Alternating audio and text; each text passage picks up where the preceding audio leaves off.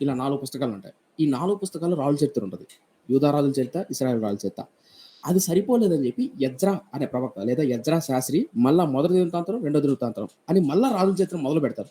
మీరు ఎవరైనా బైబిల్ చదివే అలవాటు ఉంటే మొదటి రాజులు, రెండో రాజులు, రెండో సమయాలు ఇవి చదివిన తర్వాత దినవృత్తాంతాల గ్రంథం చదివారనుకో, ఇదేంటి మళ్ళా రిపీట్ అయిందే, మళ్ళా దినవృత్తాంతాల గ్రంథంలో కూడా దావీదు గురించింది, సొలొమోను గురించింది, రెహబాము గురించింది, ఇదేంటి మళ్ళా రాసింది అని మీకు కన్ఫ్యూజ్ అవుతుంది. ఎప్పుడైనా అబ్జర్వ్ చేశారు లేదు, అలా రిపీటెడ్గా మీకు కనిపిస్తుంది.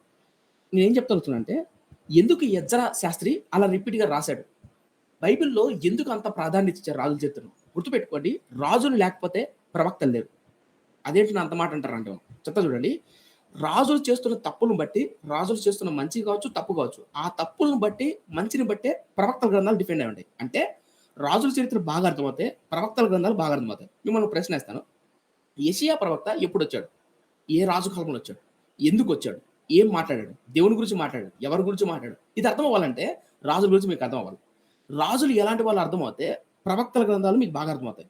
ప్రవక్తలు రాజుల చరిత్ర బాగా అర్థమవుతే సాక్షాత్తు యేసుక్రీస్తు చేసిన సేవ, సువార్త, ఆ భారం మీకు అర్థమవుతుంది.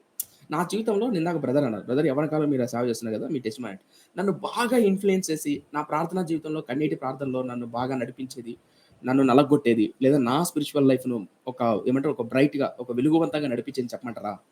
ప్రాఫిట్స్.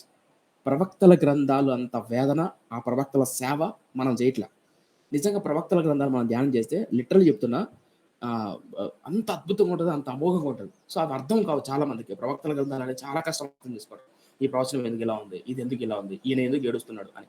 అవి అర్థం అవ్వడం రాజు చదువు. సో, కాబట్టి నేనేం మాట్లాడుతున్నా అంటే రేపటి నుంచి దేవుని చిత్తమైతే, సో మీరు ధ్యానం చేస్తున్న, మెడిటేట్ చేస్తున్నప్పుడు చాలా జాగ్రత్తగా వినడానికి ప్రయత్నం చేయండి. సో ఈరోజు మనం ధ్యానం చేసాం రాజులు వినడం దేవునికి ఇష్టమా కాదా అని. సో రేపటి దినాన ఎలాంటి క్వాలిటీస్ ఉండాలి ఏంటి అని అలా ఒక్కొక్కటి ధ్యానం చెబుతున్నప్పుడు చాలా జాగ్రత్తగా వినడానికి ప్రయత్నం చేయండి. అలాగే మీకు తెలిసిన వాళ్ళని కూడా ఇన్వైట్ చేయడం ప్రయత్నం చేయండి. ధ్యానం చేయడం మాత్రం కాకుండా ఒకవేళ మీకు ఏదైనా డౌట్ ఉందనుకో, అన్న ఈ రాజు గురించి లేదా ఈ వ్యక్తి గురించి లేదా ఈ ప్రవచనం గురించి అని మీకు ఏమైనా డౌట్ ఉంటే కనుక ఆఫ్టర్ ఆ రోజు చెప్పిన సెర్మన్కు మీకు ఏమైనా డౌట్ ఉంటే definitely you can ask me. అయిపోయిన తర్వాత మెసేజ్ అయిపోయిన తర్వాత మీరు అడగచ్చు. ఓకేనా? రైట్, మంచిది. Thank you. ఇంకా ఎవరైనా మీరు మాట్లాడాలనుకుంటే మాట్లాడచ్చు. Thank you brother. దేవునికి స్తోత్రం. Welcome brother. సో తెలియచేసిన రీతిగా చెప్తున్నటువంటి యొక్క సబ్జెక్ట్ లో భాగంగా మీకు ఏమైనా డౌట్స్ ఉన్నట్లయితే మీరు నెక్స్ట్ టైం నుంచి క్లాస్ అయిన అనంతరం, మెసేజ్ అయిన అనంతరం ఈ యొక్క క్వశ్చన్స్ కి సమయం ఇవ్వడం జరుగుతుంది. మీకు ఏమైనా కూడా డౌట్స్ ఉన్నా కూడా మీరు ఎక్స్ప్రెస్ చేయొచ్చు. మీరు వాటిని అడిగినప్పుడు వాటి గురించి వివరించడానికి మనం సమయాన్ని కలిగి మనం ముందుకెళ్దాం. ఇది నా విషయంలో ఆల్మోస్ట్ తెలియచేసినటువంటి విషయాలు ఎవరికి కూడా డౌట్స్ లేవని విశ్వసిస్తా ఉన్నాను. రానున్న దినాల్లో చెప్పబడుతున్నటువంటి విషయాల్లో ఏదైనా కూడా అర్థం కాని విషయాలు ఏదైనా కూడా ఉన్నట్లయితే ఖచ్చితంగా మీరు ఎక్స్ప్రెస్ చేయొచ్చు. వాటిని నోట్ చేసుకోనండి.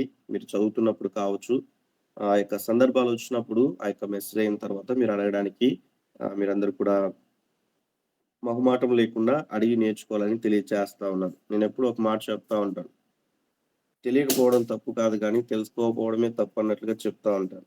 కాబట్టి మన జీవితాల్లో మనం తెలుసుకుంటూ దేవుని యొక్క వాక్యాన్ని లోతైనటువంటి ఆత్మీయతలోనికి మనము ముందుకెళ్లే వారంగా ఉండాలి.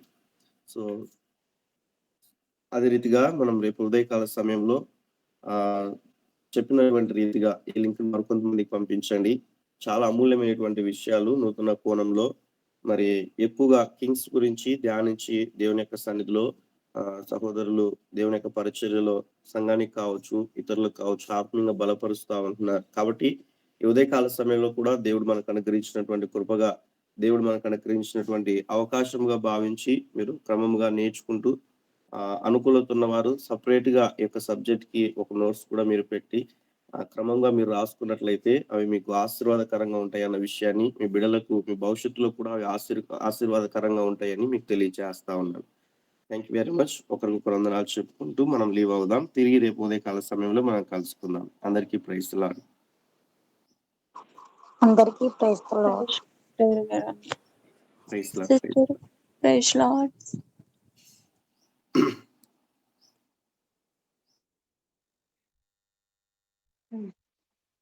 ప్రైజ్ లార్డ్ మా అందరికి. Praise Lord brother. Praise lord.